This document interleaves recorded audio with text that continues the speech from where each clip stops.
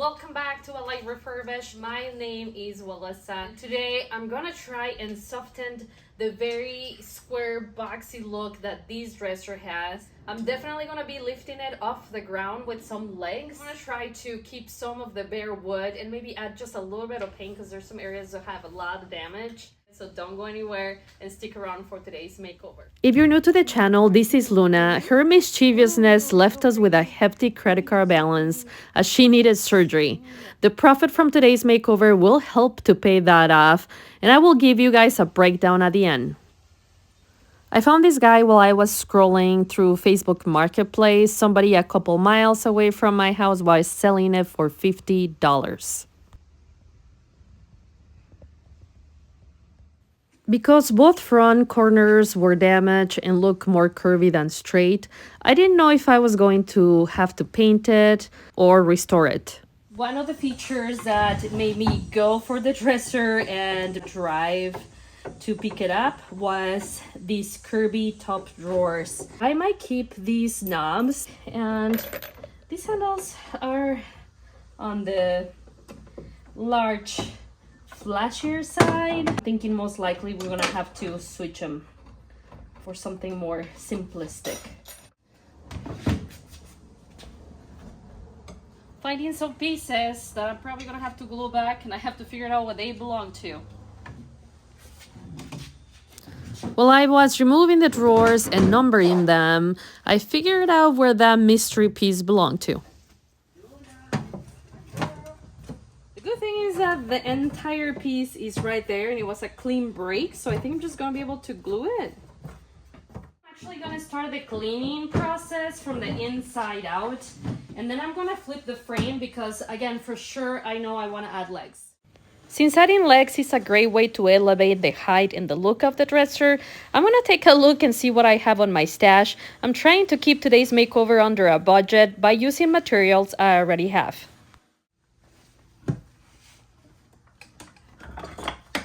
Option 1. Option 2 looks a little farmhouse-ish, even though it does belong to an MCM piece.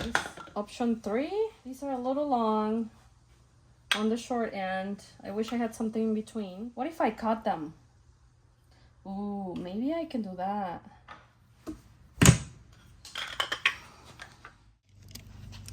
I found some legs that are shorter. I don't like the curvature in the bottom, so I'm just gonna cut them right at 6 inches. And those are gonna be my new legs, you guys.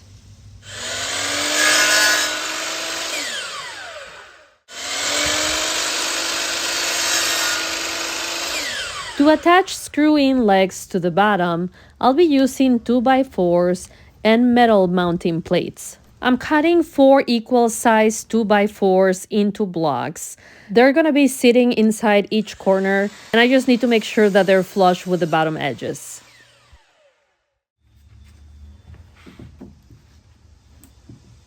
Before adding any glue or screwing anything, I'm making sure that 1 2x4 is enough to mount the plates.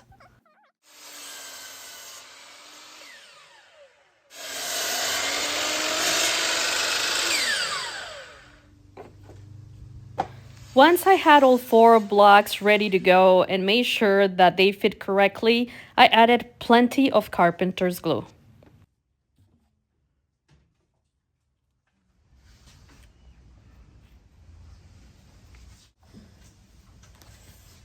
Before adding the wood screws to prevent the wood from splitting up, I'm adding pilot holes here.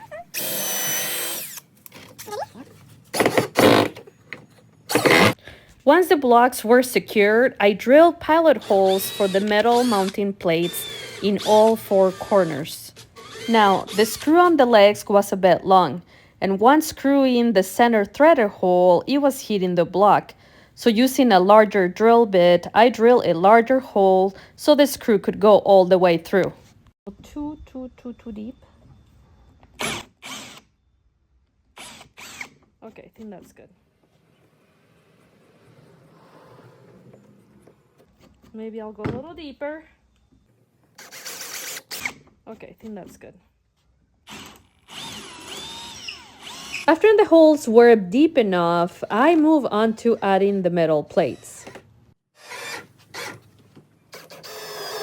I find that dressers that are lifted off the ground sell faster in my area and also bring about $200 more in profit. That's actually pretty good considering it only takes 1 hour of labor. And now that I'm done attaching the legs, I need to glue the mystery piece back in the right place.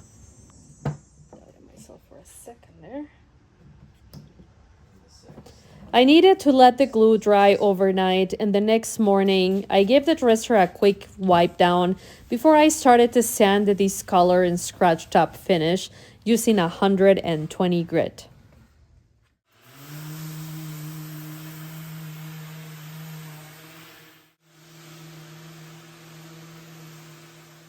I'm pretty hopeful I could restore the dresser. I did notice that the curvy top drawer divider frame here, as well as the bottom one, were made out of a lighter color wood. So the challenge here is to figure it out so that I can match them to the rest of the beautiful walnut wood grain.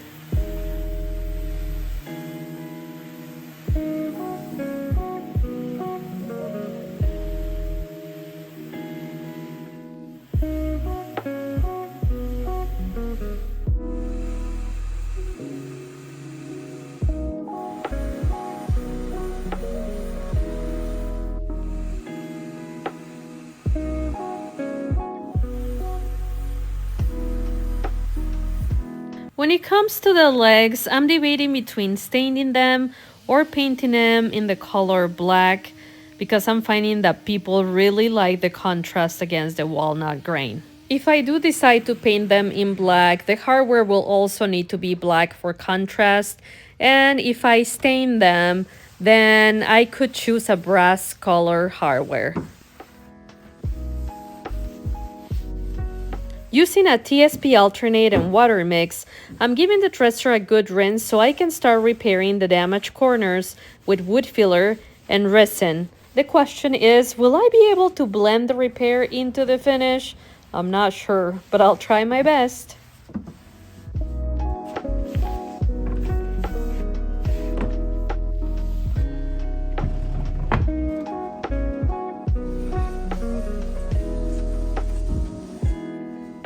For these repairs, I'm going to start by using some walnut color wood filler. It takes about 30 minutes to dry, so I'm going to be able to sand it after that.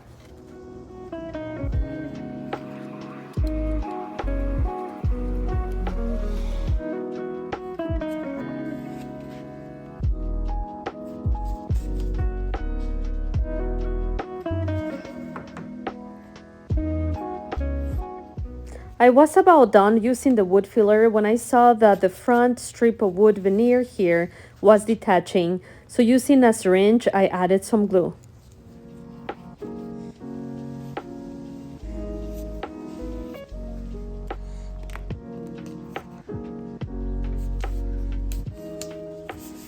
Once the wood filler dried, I sanded their area with 120 grit, and as you can tell, the filler is looking pretty light. To blend it even more, I'm mixing this 2-part wood putty resin. It dries hard, and once it's dried, I use an extra fine Sharpie pen to mimic the look of wood grain.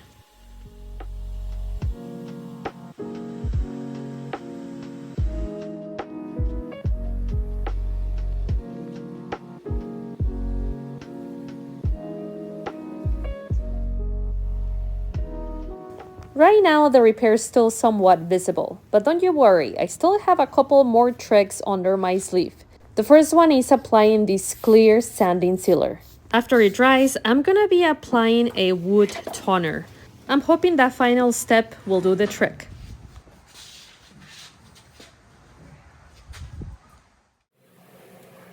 The same wood toner is gonna help me blend in the lighter wood tone of the drawer divider frames with the walnut veneer. Before applying the toner, first I need to tape around the frames to protect the rest from any overspray.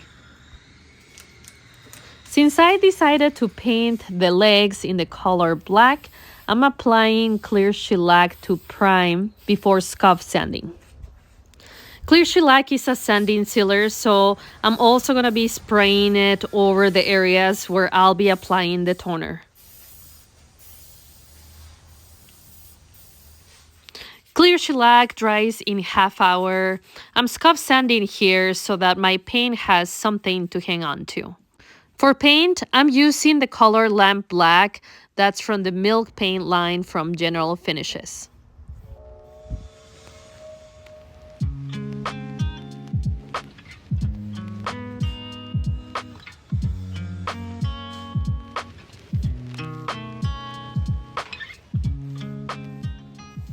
To blend in those light color wood areas, I'm using the toner Mohawk in the color Dark Walnut. My only recommendation when using toner is to apply light coats and wait about 1 hour between coats just to make sure that you don't overdo it and darken your wood more than you want to. Good morning. Today I'm gonna be protecting these new sanded beautiful walnut wood grain. So I get asked quite a bit why I use an oil-based top coat for pieces like these ones where I'm not gonna be painting. These oil-based products offer more protection than water-based would. Remember that the higher the sheen on a top coat, the more protection it offers for your finish. The satin top coat offers that perfect amount of sheen to bare wood. It's not too glossy, it's not too flat. It's just right where I want my pieces to be. Let's get to it and get these beautiful pieces done today.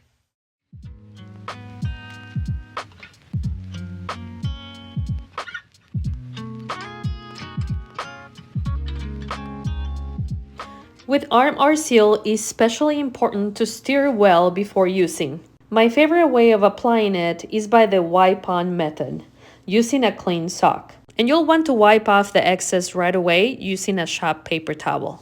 Light coats are best, and it does take longer to dry than water-based top coats, so wait 1 or 2 hours between coats. This right here is so satisfying to me.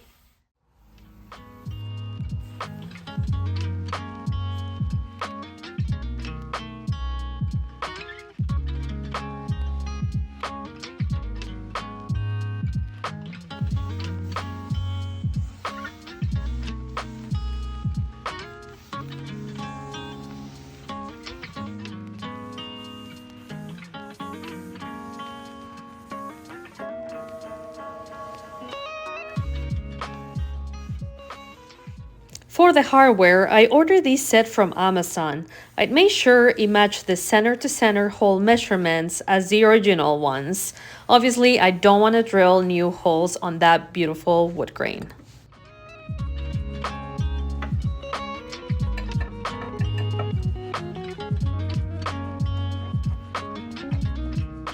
Are you guys ready to see the final look?